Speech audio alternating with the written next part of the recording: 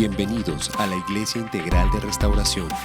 Oramos para que este mensaje edifique tu vida y te ayude a alcanzar tu propósito en Dios. Si quieres conocer más de nuestra iglesia, visita nuestra página soyintegral.org. El tema de este año ha estado fundamentado en el lema de año de restauración. Y Dios nos ha permitido oír su voz. Dios nos ha permitido crecer y ser bendecidos con su palabra. En series tan maravillosas como restaurando la adoración, restaurando la inspiración de Dios, restaurando la fe, restaurando la familia. Y la última serie de nuestro mes de agosto, restaurando la santidad. Hay un valor que Dios aprecia sobremanera en su relación con su creación, contigo y conmigo que somos su creación. Y ese valor es la amistad. Dios quiere ser amigo de nosotros. Amén, ¿tú lo crees? Dios valoró de una manera muy especial y muy particular su relación de amistad con Abraham. En Juan capítulo 15 Jesús dice: ya no sois mis siervos, sino que ahora sois mis amigos.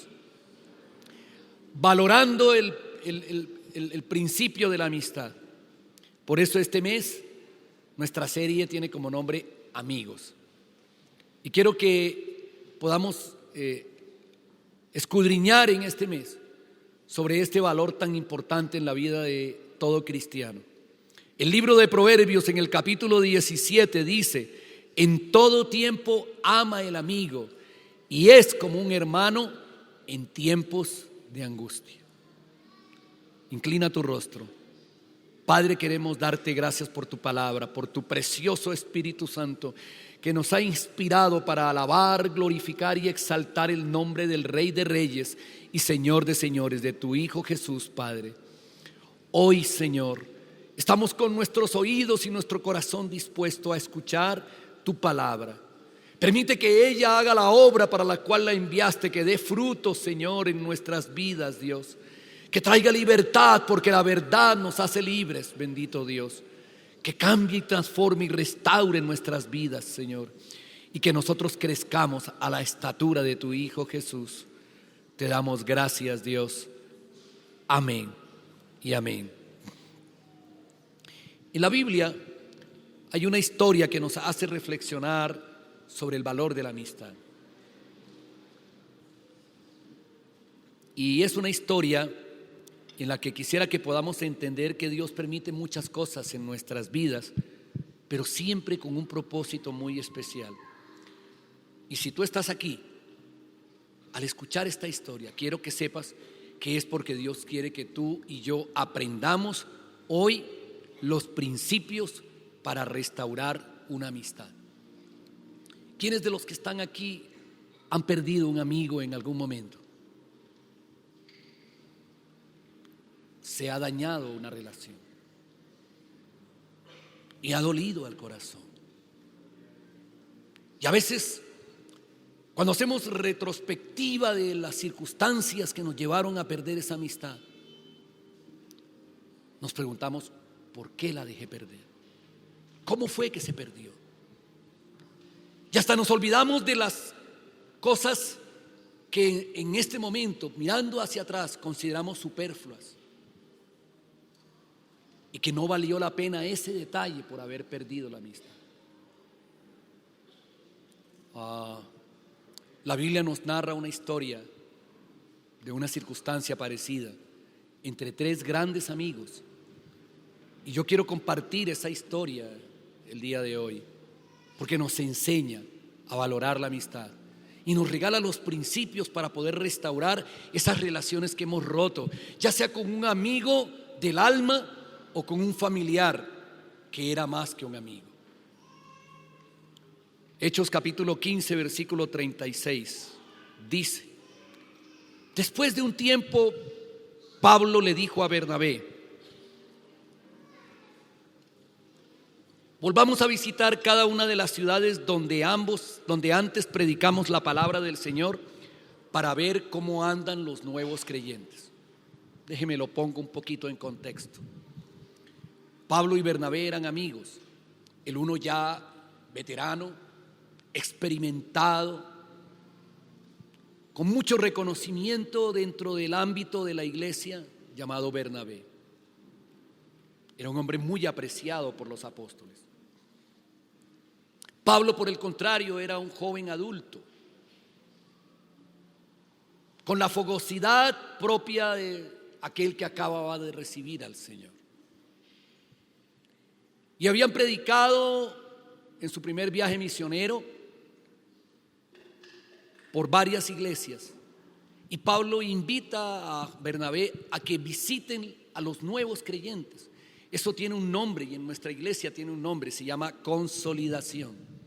Consolidar a los nuevos. ¿Quiénes de los que están aquí, que llevan poco tiempo o algún buen tiempo en la iglesia, recibieron una llamada los primeros días después de haber llegado a la iglesia? ¿Usted recibió una llamada? ¿Fue atendida? Porque nosotros amamos a las personas y por eso lo atendemos, le insistimos, camine en el camino del Señor. Queremos que se vincule a la familia iglesia de Dios, que haga amigos dentro de la familia iglesia de Dios. Hay algunos que llegan a la iglesia con mucha timidez, que llegan a la iglesia temerosos de ser expuestos o de descubran algo oculto que tienen y que no quiere que nadie sepa, y lo esconden detrás de la timidez. Pero qué bueno que es hacer amigos, qué bueno que es hacer amigos. Dice que Bernabé estuvo de acuerdo, pero que Bernabé quería que llevar con ellos a Juan Marcos, su sobrino. Pero Pablo se opuso terminantemente, ya que Juan Marcos los había abandonado en Panfilia y no había continuado con ellos en el trabajo. Y su desacuerdo fue tan intenso que se separaron. Fue tan fuerte la discusión que se separaron. La Reina Valera habla de una discusión no poco profunda, o sea, fuerte. Y dice que Bernabé tomó a Juan Marcos consigo y que navegó hasta Chipre y se fue. Y que Pablo escogió a Silas. Y al salir los creyentes lo encomendaron al cuidado misericordioso del Señor, y que luego Pablo y Silas viajaron por toda Siria y Sicilia fortaleciendo las iglesias. Antes de descubrir y reflexionar sobre los principios para restaurar una amistad, es bueno que conozcamos un poco más sobre las vidas de estos tres hombres amigos. ¿Cómo llegaron a esa circunstancia de separación? ¿Y por qué Dios permitiría que ocurriera esto y que hoy, 2000 años después, nosotros recreemos la historia y vivamos la historia? ¿Será porque Dios quiere que aprendamos de los errores cometidos por otros de sus hijos, pero también de los aciertos? Y también cómo Dios puede transformar aquellas cosas que para nosotros pueden ser duras, difíciles, dolorosas, y Dios las puede transformar en victorias, porque para aquellos a los que amamos a Dios, todas las cosas, todas, aún circunstancias difíciles como estas, nos ayudan para bien. ¿Estás dispuesto a caminar en la historia de estos tres amigos y descubrir lo que Dios quiere para tu vida? Veamos lo que la Biblia nos dice de Bernabé. En Hechos capítulo 4 dice que todos los creyentes estaban unidos. En el versículo 32 dice que todos los creyentes estaban unidos de corazón y en espíritu, y consideraban que sus posesiones no eran propias, así que compartían todo lo que tenían. Son unas circunstancias de pronto un poco diferentes a las que vivimos hoy, mas de pronto tan apremiantes como algunos la viven hoy. No había para comer. La opresión del imperio romano con impuestos sobre el pueblo hacía que la gente perdiera sus propiedades, sus casas, sus tierras, sus ganados, sus ovejas, y pasaban hambre. Los opresores romanos habían nombrado como recaudadores de impuestos a los publicanos, que no eran más que judíos del propio pueblo, que en vez de ayudar al pueblo, robaban al pueblo y le quitaban más de lo que tenían que quitarle. Si usted mira un poquito el panorama, se parece un poco a nuestros tiempos actuales. Porque ellos esperaban que los judíos les ayudaran, antes por el contrario, siendo publicanos, les ayudaran y les permitieran pagar los impuestos a largo plazo, pero los oprimían más porque parecían políticos colombianos o por lo menos latinoamericanos. Oprimían más. Era una situación difícil. Necesitaban compartir las cosas que tenían. ¿Sabes? Nosotros tenemos el privilegio de haber hecho alianzas con algunas organizaciones a nivel nacional, empresas, que para la gloria de Dios nos están ayudando para poder atender a nuestros niños, algunos de los cuales llegan a veces un domingo sin haber comido nada el día anterior, esperando el desayuno que les damos en la iglesia. No sé si usted sabía eso. Hay hermanos de nuestra iglesia que van al ropero, pero no compran para ellos, compran para otros que están más necesitados que ellos, aunque ellos también están necesitados. Porque amamos a las personas. Porque es la manera de expresar el amor a las personas. Uno de nuestros hermanos me contaba hoy que ayer salieron los taxistas, tienen un grupo de taxistas, un grupo de vida de taxistas, y se habían propuesto salir a las calles y repartir agua de panela y pan a las personas necesitadas. Y encontraron en el puente del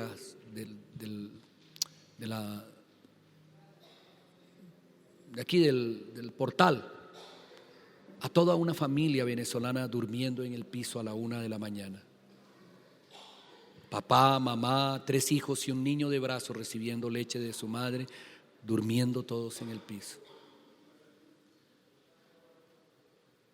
De pronto las necesidades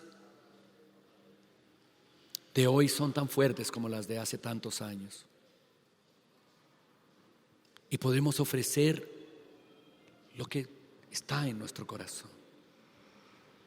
La manera como se predica hoy el evangelio dolorosamente no es la manera como se predicaba en aquel tiempo. En aquel tiempo la gente que necesitaba del Señor se le ofrecía el pan y la comida y se sacaban el pan de la boca para dar. Hoy algunos de nuestros predicadores andan en aviones propios y lujosos y se alojan en los mejores hoteles del país a donde llegan y piden ofrendas en miles de dólares. Esos eran verdaderos apóstoles. La Biblia dice que los apóstoles daban testimonio con poder de la resurrección del Señor Jesús, y la gran bendición de Dios estaba sobre todos ellos.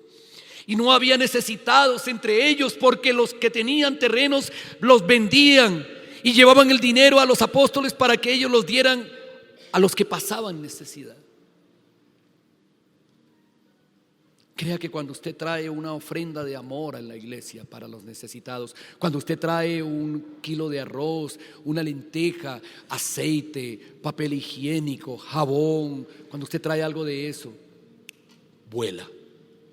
No dura nada aquí en la iglesia, porque queremos suplir a los necesitados. Y había un tal José, a quien los apóstoles le cambiaron el nombre y le pusieron sobrenombre Bernabé. Era la costumbre de ese tiempo. Los judíos tenían su idioma natural, que era el hebreo, pero el idioma oficial del imperio era el griego y el latín. Y tenían por costumbre cambiar los nombres de las personas por un nombre en latín o en griego, como Jesús le cambió el nombre a Simón y lo llamó Pedro. A José le cambiaron el nombre y lo pusieron Bernabé, pero gloria a Dios por el nombre que le pusieron, porque quiere decir hijo de ánimo, hijo de consolación. Qué bonito nombre, hijo de consolación, aquel que consuela. Para eso estás llamado tú y yo, amado hermano, a consolar al necesitado. Para eso estamos llamados. Lágrimas salen de los ojos de aquellos que trabajamos en la obra social cuando alguien extiende la mano para ofrecer alimentos a los que vienen necesitados a nuestra iglesia. Y esta historia ocurrió después de la resurrección y ascensión del Señor Jesucristo. Ese era Bernabé. Pablo era un judío fariseo que pertenecía al Sanedrín, que era perseguidor de los seguidores de Jesús, a quienes en aquel tiempo lo llamaban la secta de los del camino, porque seguían al camino, la verdad y la vida, que era Jesús. No se llamaban cristianos. Hechos dice en el capítulo 8, en el versículo 1, que Saulo fue uno de los testigos y estuvo totalmente de acuerdo con el asesinato de Esteban, el primer mártir de la iglesia cristiana neotestamentaria. Ese día comenzó una gran ola de persecución que se extendió por toda la iglesia de Jerusalén, y todos los creyentes, excepto los apóstoles, fueron dispersados por las regiones de Judea y de Samaria. Y con profundo dolor, unos hombres consagrados enterraron a Esteban, y Saulo iba por todas partes con la intención de acabar con la iglesia. Iba de casa en casa y sacaba a rastras a tanto a hombres como a mujeres y los metía en la cárcel. Y añade en el capítulo 9, en el versículo 1, que mientras Saulo profería amenazas en cada palabra y estaba ansioso por matar a los seguidores del Señor, acudió al sumo sacerdote y le pidió cartas dirigidas a las sinagogas del Damasco para solicitarle su cooperación en el arresto de los seguidores de los del camino que se encontraban allí. Su intención era llevarlos a hombres y a mujeres por igual de regreso a Jerusalén encadenados. Yo soy Pablo. Yo fui Pablo. Perseguí a Cristo. Maldecí a Dios y a su iglesia, porque estaba convencido que la religión era el opio del pueblo. El comunista, el ateo. Yo fui Pablo. Pablo consintió en la muerte de Esteban y estaba feliz de que lo hubieran asesinado. Ese era Pablo. La manera como se comparte el evangelio hoy ofrece beca, carro, esposo, novio. ¿Qué tienes que hacer? Solo tienes que pactar $1,000,000 en la iglesia y Dios te dará todo eso. ¿Aló? Pero en aquel tiempo, cuando le compartían a alguien de Cristo, le decían: acepta a Jesús como tu Señor y como tu Salvador, y tendrás un puesto en el cielo al lado de Jesucristo. Corres un pequeño riesgo. Es posible que en un mes a tus hijas las violen los soldados romanos. Es posible que los judíos te metan preso, que a tus hijos se los coman los leones y a ti te crucifiquen. ¿Es posible eso? ¿Quieres recibir a Jesús? ¿Qué oferta te gusta más? ¿La del pacto o la del reino de los cielos? ¿Cuál te agrada más? Así era como se compartía el evangelio en aquel tiempo. ¿Cómo han cambiado los tiempos? Jeremías dice en el capítulo 15, uno de los versículos que más me gusta del Antiguo Testamento, Dios hablándole a Jeremías y al pueblo de Israel: conviértanse ellos a ti y no tú a ellos. Este capítulo 9 relata la extraordinaria conversión de Saulo al tener un encuentro personal con nuestro Señor Jesucristo. Saulo empieza a predicar el evangelio de Jesucristo con poder y con denuedo, pero los judíos no le creen. No le creen. ¿Sabes? Cuando yo me convertí, una de las cosas que hice fue que me fascinó comprar una Biblia que tenía este tamaño. ¿Sí las conoces? Son así chiquiticas, bien delgaditas. No importa que yo fuera miope y que tenía que mirar para poder leer así. El hecho era que esa Biblia la podía guardar en el bolsillo y nadie sabía que yo era un cristiano de la secreta. Que yo era amigo secreto de Dios. ¿Sí sabes que hay gente que es amigo secreto de Dios? ¿Sí sabías eso? Son amigos secretos. Nadie sabe que son amigos de Dios. Lo que no sabe la gente es que Dios no es amigo de ellos, porque viven en el mundo. ¿Y sabes qué sucedió? Un amigo misionero, un pastor misionero, me vio y me dijo: ¿usted tiene Biblia? Le dije: no, iba a comprar mi Biblia. Yo tenga, le regalo y me regaló una Thompson. ¿Quiénes conocen la Thompson? Así de grande y así de gorda. Y lógicamente yo salía con mi Biblia a la calle y me decían: ¡evangélico!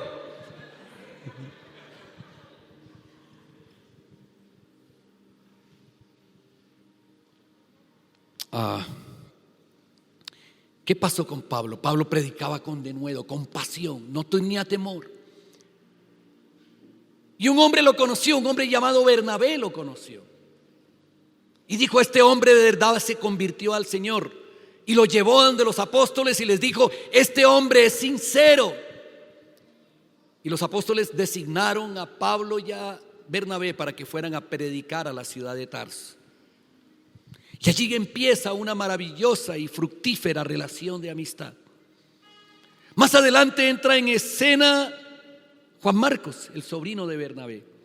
Y en Hechos, en el capítulo 12, dice en el versículo 25 que cuando Pablo y Saulo y Bernabé terminaron su misión en Jerusalén, regresaron llevándose con ellos a Juan Marcos. Y predicaron.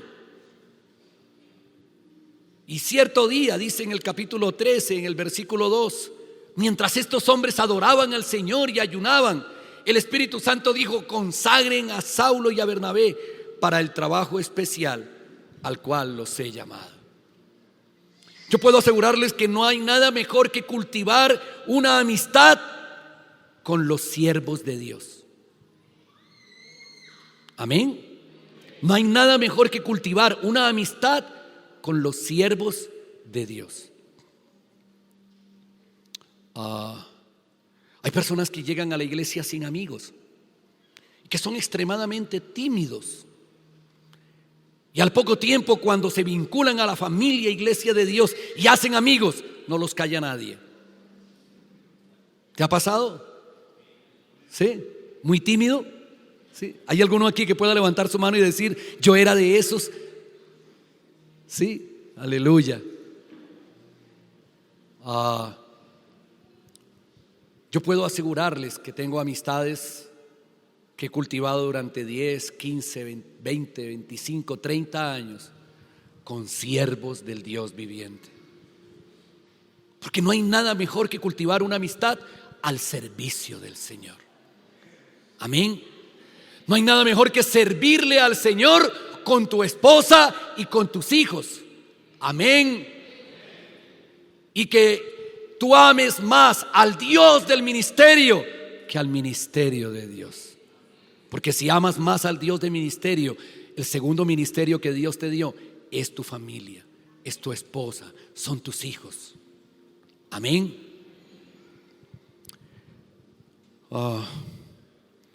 Así pasó en la vida de estos tres hombres. El ministerio los unió. Uno avanzado en años, con experiencia como Bernabé. Otro adulto con la pasión de la conversión como Saulo. Y otro joven y sin experiencia, pero impetuoso como Juan Marcos.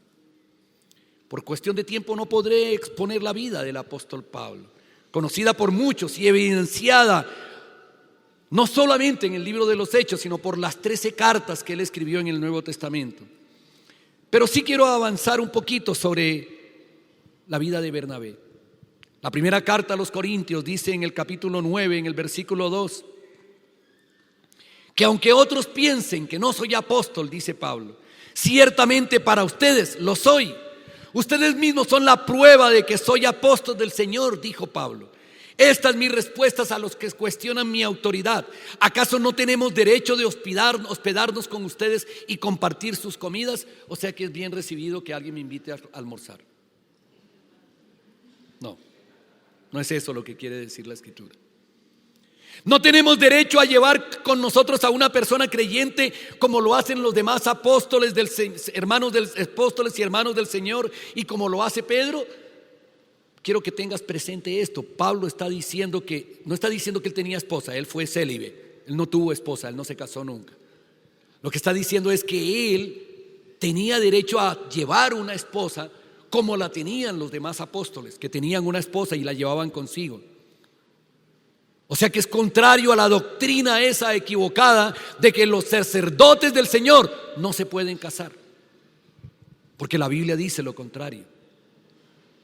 Pero finalmente Pablo afirma y dice: o Bernabé y yo somos los únicos que tenemos que trabajar para sostenernos. Y está metiendo a Bernabé en la categoría de apóstol.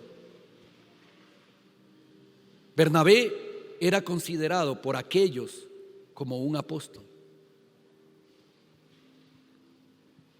No como los 12, pero era considerado como un apóstol. De Juan Marcos, además de lo que nos complementará la historia de hoy, podemos decir que era cercano a los apóstoles. Porque mira, en Hechos capítulo 12 dice en el versículo 12, cuando Pedro al regresar de la cárcel fue a la casa de María, la madre de Juan Marcos, donde muchos se habían reunido para orar. O sea que Juan Marcos conoció a los apóstoles. Tenía un grupo de vida en su casa con su madre y con los apóstoles. Oraban en su casa. Si tú quieres crear amistades sinceras, buenas en el Señor, inscríbete en un grupo de vida de nuestra iglesia. Allí está la mesa de información.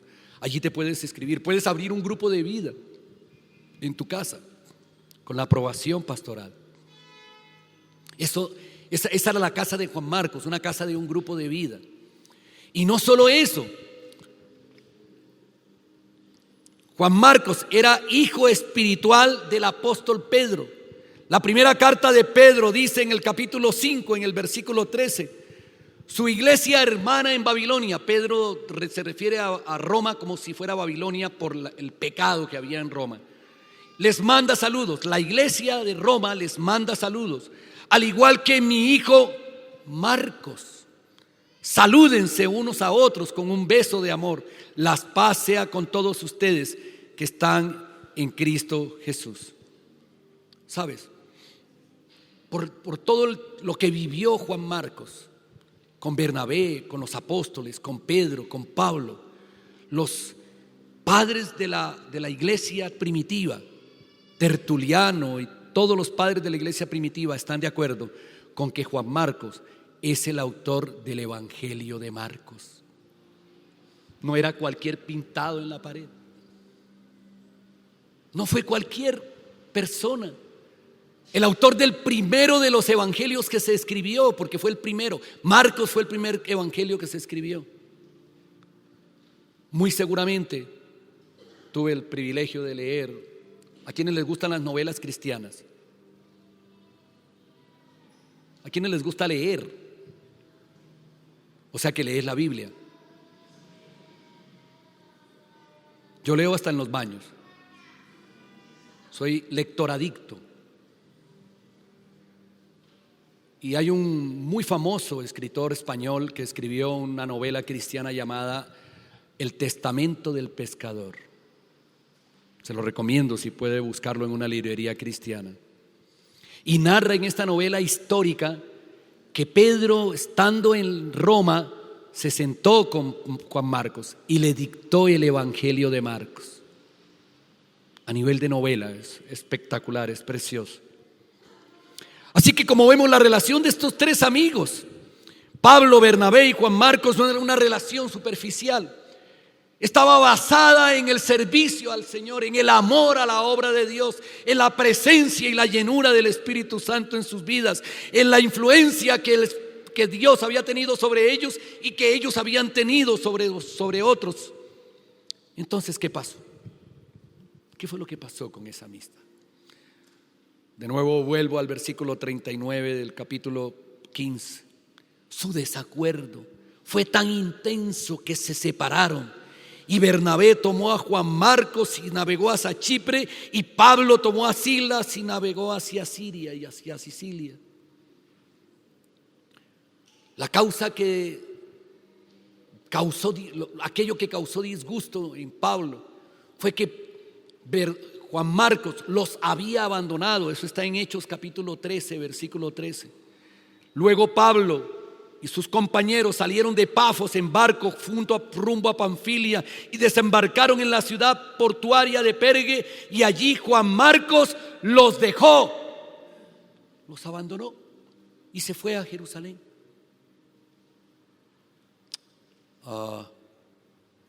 Antes de que estudiemos los principios para restaurar la amistad en esta serie de amigos, quiero contarte el nombre del asesino, o sea, el final de la película. Timoteo, la segunda carta a Timoteo dice en el capítulo 4, en el versículo 11, Pablo le escribe a su hijo espiritual Timoteo y le dice a Timoteo: solo Lucas está conmigo. Lucas, el autor del Evangelio de Lucas y el escritor del libro de los Hechos, discípulo de Pablo. Y Pablo dice: solo Lucas está conmigo. Por favor, Timoteo, trae a Marcos,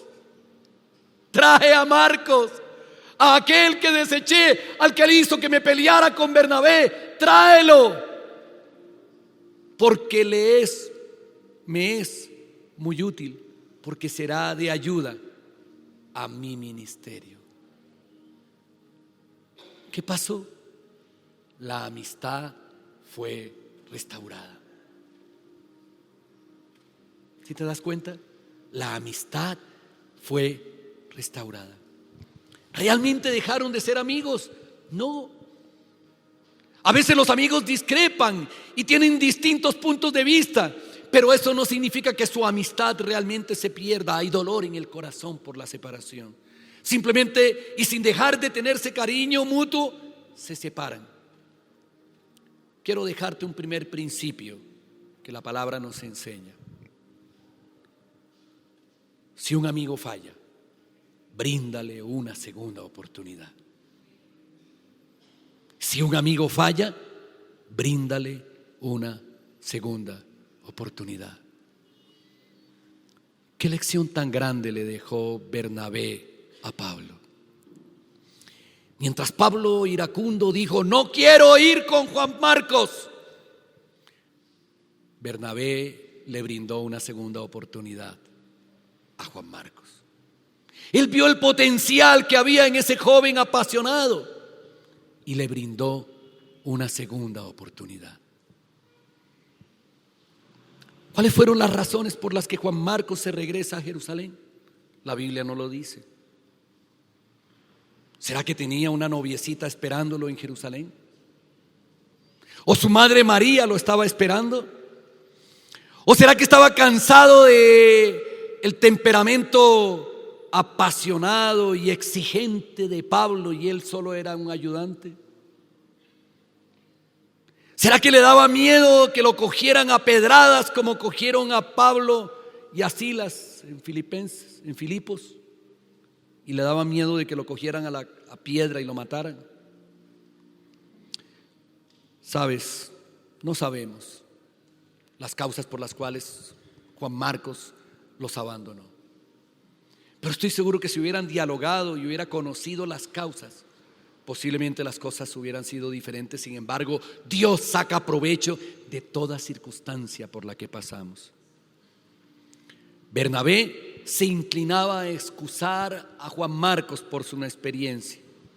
Anhelaba que Juan Marcos no abandonara el ministerio porque veía en él un diamante en bruto. Dios es Dios de segundas oportunidades. Amén. Y tú y yo estamos llamados a brindar oportunidades a aquellos que nos fallan. A aquellos que nos fallan. La segunda carta de Pedro nos dice que Dios nos invita a arrepentirnos aunque hayamos fallado, y dice en el capítulo 3, en el versículo 9: no es que el Señor sea lento para cumplir su promesa de que su Hijo Jesucristo vendrá por nosotros, como algunos piensan. Al contrario, es paciente por amor a ustedes. No quiere que nadie sea destruido, sino quiere que todos procedan al arrepentimiento. Dios nos brinda la oportunidad. En el libro de Apocalipsis, en el capítulo 2, en la isla de Patmos, nuestro Señor Jesús habla con el apóstol Juan. Y en el capítulo 12 y parte del capítulo 3, le da un mensaje a las iglesias. Y desde hace 2000 años, desde la isla de Patmos, ese mensaje de Jesús retumba a través de la historia. Y viene hoy 2000 años después a decirle a su iglesia: mira hasta dónde has caído, iglesia mía. Vuélvete a mí y haz las obras que hacías al principio. Ora, ayuna, predica mi palabra, ama a tu prójimo y demuéstralo que lo amas. Porque si no te arrepientes, vendré y quitaré tu candelabro del lugar que le corresponde en medio de las iglesias.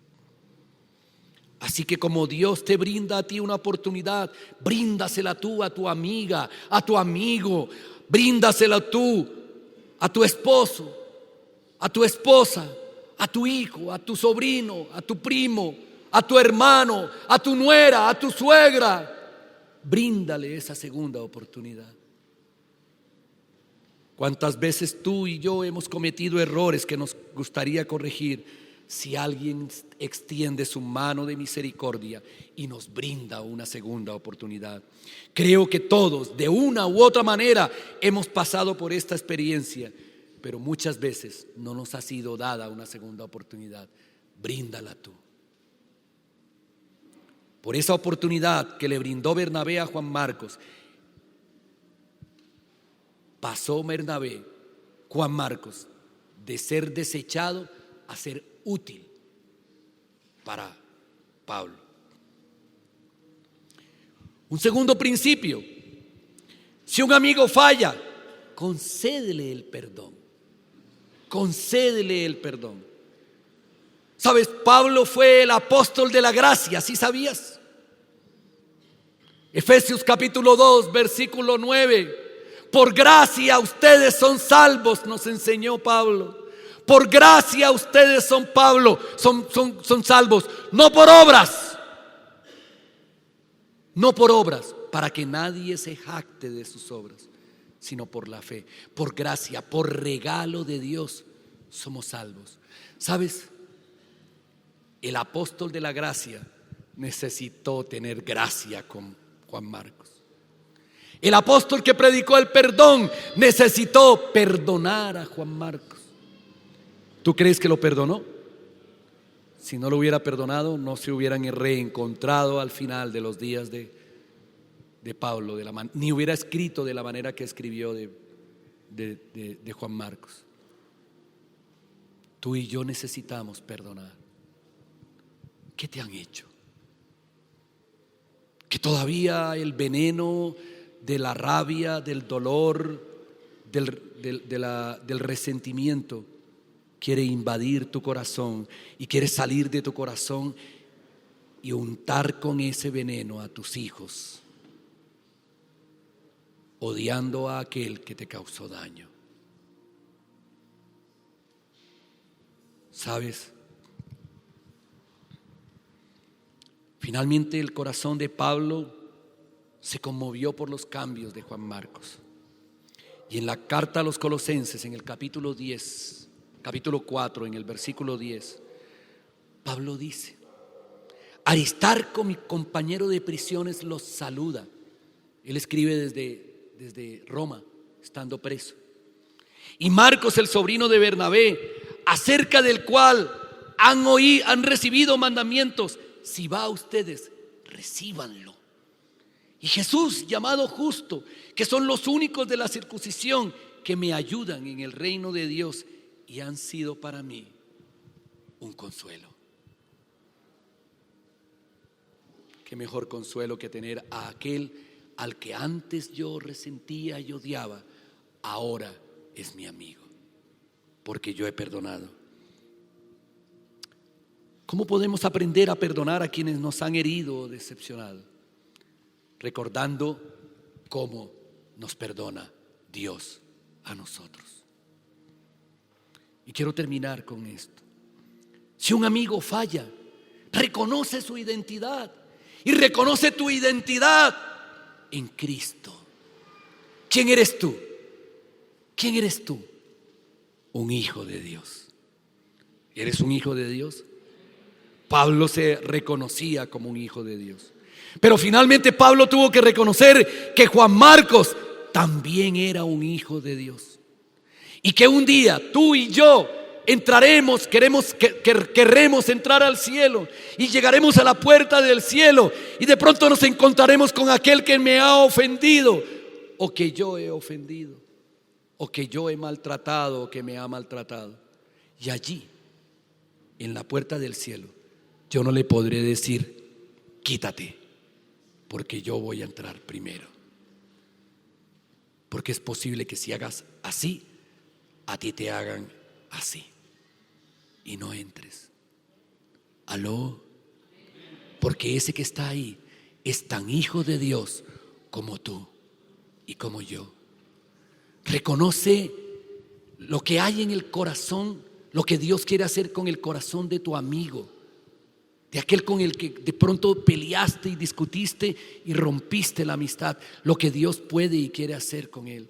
Hay un diamante en bruto del evangelio guardado en el corazón de cada uno de los creyentes, de los hijos de Dios. Lo único que necesitamos es disponernos y decirle al pastor, decirle a la iglesia: aquí estoy para servir. ¿Sabes?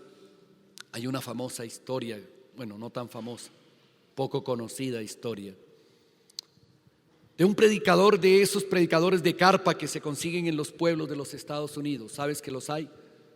Y los hay aquí en Colombia y me fascina verlos. De esos que levantan una carpa en un pueblo e invitan a que el pueblo venga como si fuera carpa de circo y predican el evangelio. Y este predicador se le llenó el lugar, pero se lamentaba que al final del servicio solo un jovencito de 12 años había pasado al frente a recibir a Cristo. Solo uno. Había de pronto 400, 500 personas, pero solo uno pasó a recibir a Cristo. Y él se lamentaba de esto. Pero ese uno tuvo un nombre. Porque Dios tiene un propósito en la vida tuya y en la vida de ese amigo tuyo con el cual de pronto has peleado, de ese familiar tuyo con el que has peleado, porque Dios tiene una identidad en cada uno de nosotros. Y ese jovencito tenía un nombre, se llamó Billy Graham. Millones, cientos de millones de personas llegaron a los pies de Cristo por causa de la predicación de este evangelista en el siglo XX, en el mundo entero. No puedo olvidar, año de 1986, una transmisión mundial de las predicaciones de Billy Graham. Y yo parado frente al televisor viéndolo a él predicar desde Atlanta para cientos de países en el mundo entero. Y este hombrecito arrancó a predicar Juan capítulo 3 versículo 16. Predicó 10 minutos y yo lloraba y lloraba y lloraba viendo los miles de personas en los estadios de diferentes lugares del mundo pasando a recibir a Jesús como su Señor y su Salvador. Uno solo. Tú no sabes qué propósito tiene Dios con ese que tú desechas, con ese con el que peleas, no sabes, pero tiene una identidad en Cristo Jesús. quiero concluir con esto. ¿Fue malo lo que pasó? ¿Sabes cuál era el propósito de Pablo y de Bernabé? Hacer un viaje misionero los dos. Pero por causa de esto que pasó, porque los que amamos a Dios, todas las cosas Dios las transforma para bien. Entonces, no hubo uno, sino dos viajes misioneros. Pablo y Bernabé, Pablo y Silas, y Bernabé y Juan Marcos. Y muchos más conocieron de Cristo. Transforma la derrota, transforma la angustia, transforma el dolor en Cristo Jesús en una victoria. Él es especialista en hacerlo y lo demostró en la cruz del Calvario. Amén. Oramos para que este mensaje haya sido de bendición para ti. Si deseas escuchar más mensajes como este, suscríbete a nuestro canal y activa la campana de notificaciones. Iglesia Integral de Restauración. Amamos a las personas, amamos a Dios.